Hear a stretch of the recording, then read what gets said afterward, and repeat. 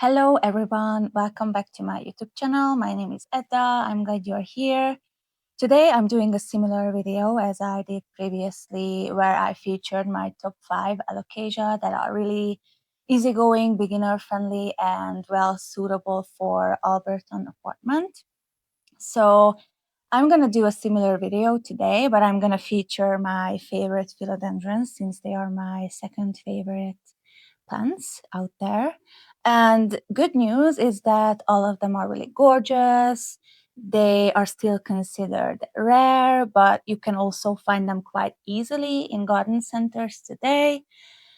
Some of them are variegated, if I haven't mentioned that, right? You might get some inspiration. You might add some of these plants to your wish list. So yeah, let's get started.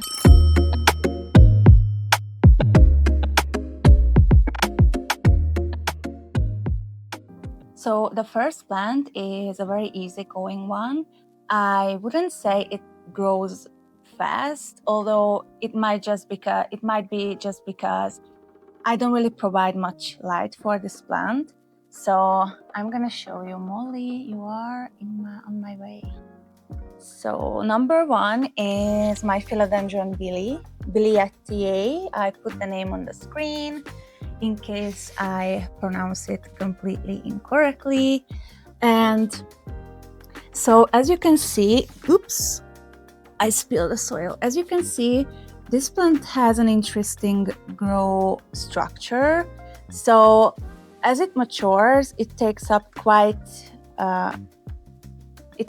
much space. So I wouldn't recommend this for someone who lives in a studio apartment or anything like that. But I mean, if you don't want to add 100 different plants in your collection, then it's fine. I do love the elongated leaf shape, the dark green, little bit leathery leaf, and the orange tone of the stem. Yeah, you can see it here. It's not a stem, it's just a caterpillar that protects the new leaf when it's emerging. This is the newest leaf. When it unfurls and it hasn't hardened off yet, it has this beautiful light green color to it and a very discreet veination. So I do love this plant. It's very easygoing. It's very forgiving. I regularly let this one dry out completely between waterings, and I fertilize this one regularly with every watering. And as I said, right now it lives there, that's a south-facing window, and behind me you can see there is a west-facing window. So it currently lives there, where it used to live next to my TV on a shelf. Gonna probably take up too much space for me because I do live in a small-ish apartment. I might give this one away, but as of now, I do love this plant because of the elongated leaf shape and because this plant is so forgiving. I don't really need to worry about this one at all. And if you think about it, it's still considered a rare philodendron, kind of, but you can easily find this at your local garden center if you're lucky. The second plant is my Philodendron Ring of Fire. Look at that beauty. Look at her. How beautiful. It's similar to the other one that I showed you, Billy, as for the growing habit or like the growing structure. As you can see, it grows like this way, all of the leaves facing that way. So you could put a moss ball here. I don't know if it would probably root into the moss ball. I can see a little bit of a aerial root there. But what I love about this plant is it's very similar. It's got very similar care needs as Billy. So I let this one dry out all the time. I do fertilize this one regularly with every watering, and it's currently at the same place on my windowsill. What this plant definitely needs is a lot of indirect light, because if you want to keep the variegation on this plant, it needs a bunch of light. Now I know that some of the plants' variegation depend on more like the humidity and not, sorry, more like the temperature and not the light. But my experience has been with this plant is that it does need a lot of light. Sometimes it can tolerate direct sunlight in the afternoon, but I do have a curtain on my window, so it's not like a direct light coming through the window glass. You know what I'm saying. So yeah, it has a quite long and thick petioles, which I don't usually like, but it compensates with the leaves. Like, look at that leaf. It's how beautiful is this? I think this is the oldest leaf and this is the newest one, and it's actually a great comparison. So when a new leaf emerges and it hasn't hardened off yet, the variegation looks more like a pinkish, orangey, peachy color compared to the older leaf, which, as you can see, it's more like a minty light green variegation, but it's really, really beautiful. I'm going to show you all the leaves just for you to see. And as for growing pace, I would say it's a moderate grower. I wouldn't say it's growing super fast, but obviously it depends on like what does it mean that a plant grows fast, right? I don't know, maybe it pushes out one leaf a month. I wouldn't say that's a lot, to be honest with you. But so similarly, as it matures, it starts to take up more and more space. So yeah, you can Google it, how it looks. And also, you know, depends on if you keep it on a moss ball or you just let it grow the way it wants.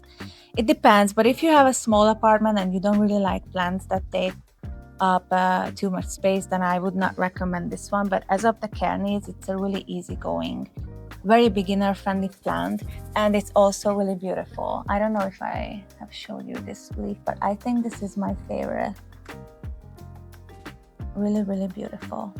Okay, so the next one, if you love velvet leaves and if you love trailing plants, or you would love to try to grow a plant that's really easygoing, grows really fast, to grow them on a moss ball, then I can definitely recommend you this plant.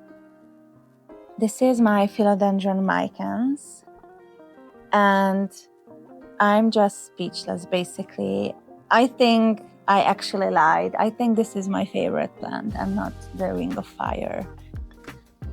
It has this beautiful, dark, velvety green leaves, and it grows super fast. And when I tell you, it almost doesn't matter what light condition does it live in, because right now it receives moderate to low light, and it used to live on that windowsill, but then I just needed to prioritize some other plants, so I moved this one on my shelf there, and it's still growing so fast. And when I tell you, it's super, super easy to propagate this plant.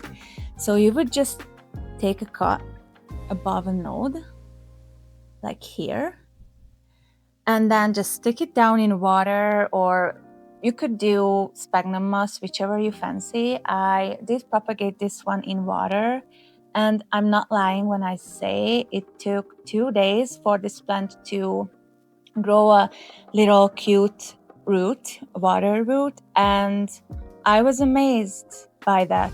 I mean, I'm currently propagating a Syndapsus. I'm trying to start over my lipstick plant as well. What else? I'm propagating my Epipremnum albo, but this one is so far the most easygoing and beautiful, like, because we all know that velvet leaf plants are usually, you know, like not the best choice for beginners. A new leaf grows out, it's got this, I don't even know what kind of color is that, I'm not even sure. Like, it's got some reddish hues, and then it will darken. later. And the color of the leaves also depends on the light the plant receives, but I do let this one dry out completely as well. Sometimes I might let this one dry out too much, but it's not really like showing any signs of stress. Sometimes when I go a little wild, the leaves curl a little bit, but other than that, it's just so beautiful. Look at that. And I want to try grow this on a moss pole because I want these leaves to size up and I want to see how it looks. It's really, really, really, really beautiful. I can imagine. So yeah, Philodendron micans. So the next one, if you're all for white variegation on plants, then this one's for you. This is my Philodendron white wizard. And this plant is so easygoing. It can actually tolerate direct sunlight well up until July, because yeah, when the weather suddenly changes and suddenly, you know, we receive more and more sunlight, you really need to be careful because the sun scorched the most beautiful leaf on this plant, this half moon. Yeah. So it used to live on my west-facing windowsill, and after this incident, I decided to move her a couple of feet away from my window, and now it lives on basically on my nightstand in my bedroom. But you could give this one a moss pole. There's some area roots if you wanted to, but it's a self-heading plant, so meaning it doesn't really need any support. But if you want to help the plant or give it a structure, or you would prefer like a structured growth, then you can do it, whatever you fancy. And I believe this is the newest leaf there, that little one there. And what I love about this plant, it's not only the leaves are variegated, but the stems as well, or like the petioles. See, here, and then there. And this plant will definitely let you know if it doesn't like something. This one needs a lot of light, and it did not receive a lot of light at the beginning when I got this plant, and I could see that because it was a little bit droopy. The petioles were not this upright. The overall look of the plant was basically droopy. The last plant on this list is not a well-known one. Even to me, who's had this plant for 2 years now, needed at least a year and a half to figure out the exact name of this plant, because I used to think it was a Congo type of, but then Reddit helped me to figure out this plant is my Philodendron green princess. And it's a quite unique looking plant with a quite unique looking foliage, I believe. So I'll show you. So this is a self-heading plant, but it would definitely benefit from a stake or something, because I don't know, like I'm completely fine with this one bending over like this. It's a really easygoing plant. As I said, I've had this for 2 years now.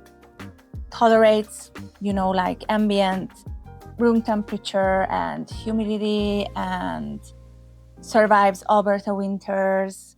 Obviously, it only brings new leaves during the growing season.